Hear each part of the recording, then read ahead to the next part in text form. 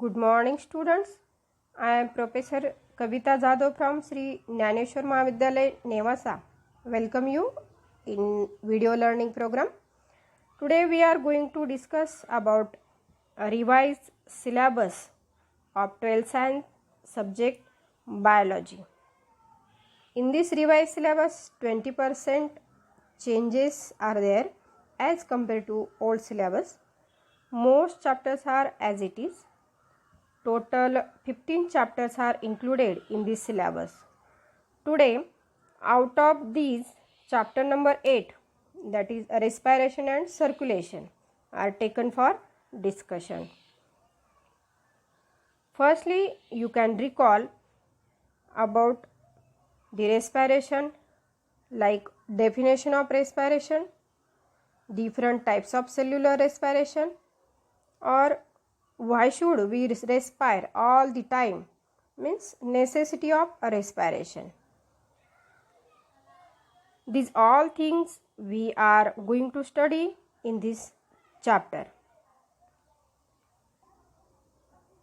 All living organisms require energy to carry out various life processes like different metabolic activities like digestion, osmoregulation, respiration,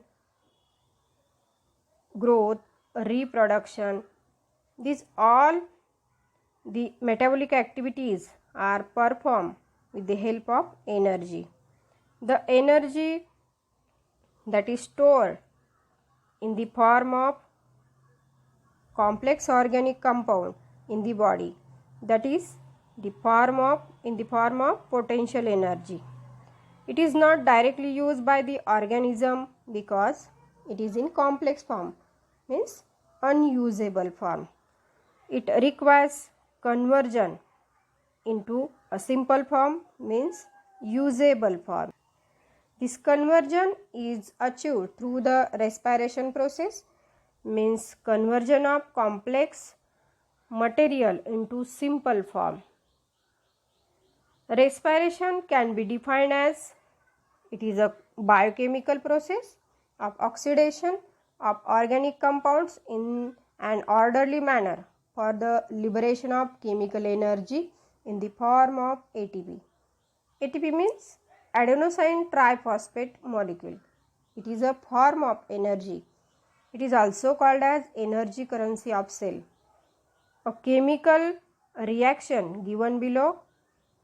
Here it is a carbohydrate, means glucose, that is C6H12O6, get oxidized, form a water with the liberation of carbon dioxide, means CO2. About 38 ATP molecules are released as a energy.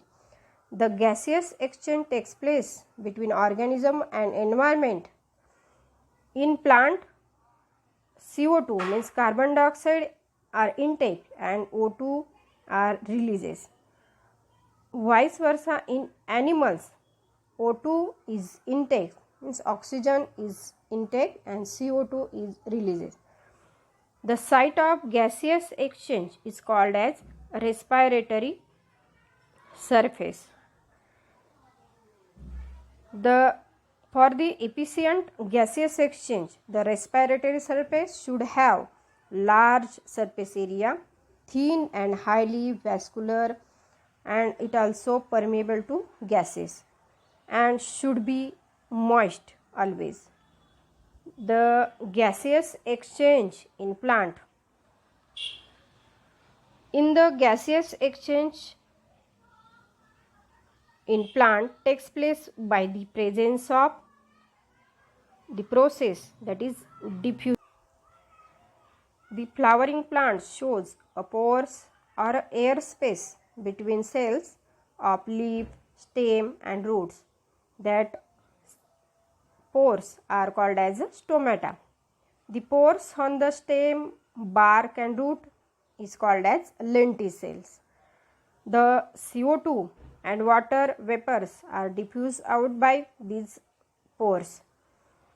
The aeration also takes place, means gaseous exchange also takes place in the soil.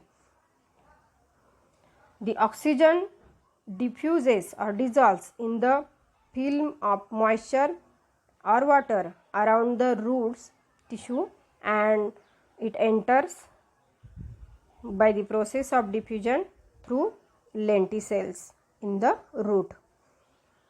In this topic, we learn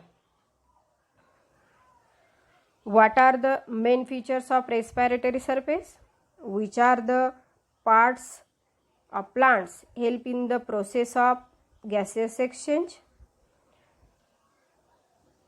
In next video, we will learning the topic respiration in animals. So please share this video to all, and it is also available in YouTube channel. I am sharing the link of this video on group. Thank you.